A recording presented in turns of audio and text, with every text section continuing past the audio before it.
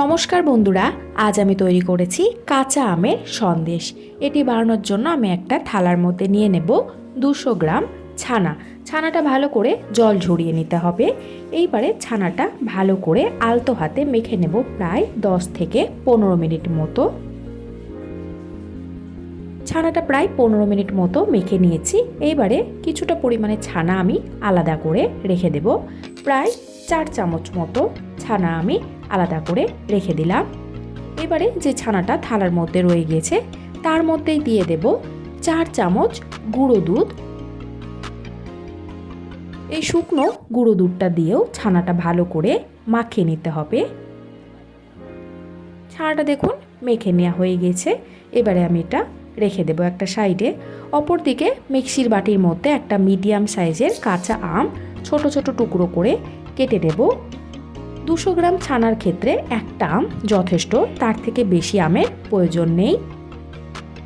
আমটা ভালো করে পেস্ট করে নিয়েছি। এবারে কড়াইতে পেস্ট করে নেওয়া আমটা দিয়ে দেব। প্রায় 2 মিনিট মতো লো ফ্লেমে আমটা এভাবে জাল দিয়ে নিয়েছি। এবারে এর মধ্যে দিয়ে দেব চিনি। আমি এখানে বড় বাটির 1 বাটি চিনি ব্যবহার করেছি। আপনারা অবশ্যই আমটা যেমন টক সেই হিসেবে মিষ্টির ব্যবহার করবেন। চিনিটা দিয়ে নিয়েও প্রায় 2 থেকে 3 মিনিট মতো ফুটিয়ে নিয়েছি আমি লো ফ্লেমে। এবারে এর মধ্যেই দিয়ে দেব আগে থেকেই শুকনো গুঁড়ো দুধ দিয়ে মেখে নেওয়া ছানা। ছানাটা দিয়ে নিয়ে যখন আমের সাথে মেশাবেন সেই মুহূর্তে গ্যাসের ফ্লেমটা একদম লো ফ্লেমে রাখবেন। লো ফ্লেমে রেখে দিয়ে ছানাটা ভালো করে আমের মিশ্রণের সাথে মিশিয়ে নিতে হবে। দেখুন ভালো করে মিশিয়ে নেওয়া হয়ে গেছে। এবারে মিডিয়াম টু হাই ফ্লেমে রেখে দিয়ে ভালো করে জাল দিয়ে নেব।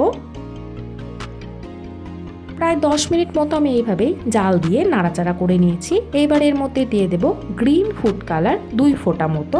আপনারা চাইলে ফুড কালার নাও ব্যবহার করতে পারবেন। ফুড কালারটা দিয়ে নিয়েও ভালো করে মিশিয়ে নিতে হবে। মিডিয়াম ফ্লেমে রেখে দিয়ে এইভাবেই জাল দিয়ে ছানাটা ভালো করে পাক দিয়ে একদম শুকনো শুকনো তৈরি করে নিতে হবে। দেখুন কড়াই থেকে একদম ছেড়ে আসছে। এই মধ্যে আমি গ্যাসের ফ্লেমটা অফ করে দেব। এবারে এই ছানার মিশ্রণটা একটা থালার মধ্যে ঢেলে নেব। এইভাবে চারিদিকে ছড়িয়ে দিয়ে ভালো করে ঠান্ডা করে নিতে হবে। ছানার মিশ্রণটা দেখুন একদম ঠান্ডা হয়ে গেছে। এইবারে এটা আমি আবারও একসাথে করে নেব। এবারে এর মধ্যে আমি দিয়ে দেব যে ছানাটা আমি তুলে রেখেছিলাম সেইটা। এই কাঁচা ছানা দিয়ে ভালো করে পাক দিয়ে নেওয়া ছানাটাও মেখে নিতে হবে। সমস্ত কিছু আমি ভালো করে মেখে নিয়েছি। একটা প্লেটের মধ্যে শুকনো গুঁড়ো দুধ নিয়ে নিয়েছি। এইবারে অল্প অল্প ছানার এই পাক দিয়ে নেওয়া ডোগুলো নেব। হাতের মাধ্যমে এইভাবে চাপ দিয়ে দিয়ে দেখুন আমি এখানে সন্দেশের আকারে তৈরি করেছি। ওপরে থেকে এইভাবে শুকনো গুঁড়ো দুধটা লাগিয়ে নেব।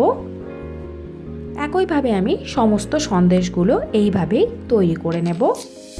এইভাবে তৈরি করে নিয়ে ফ্রিজের মধ্যে রেখে দেবেন প্রায় 1 ঘন্টা মতন, তাহলে এটা আরও একদম সেট হয়ে যাবে।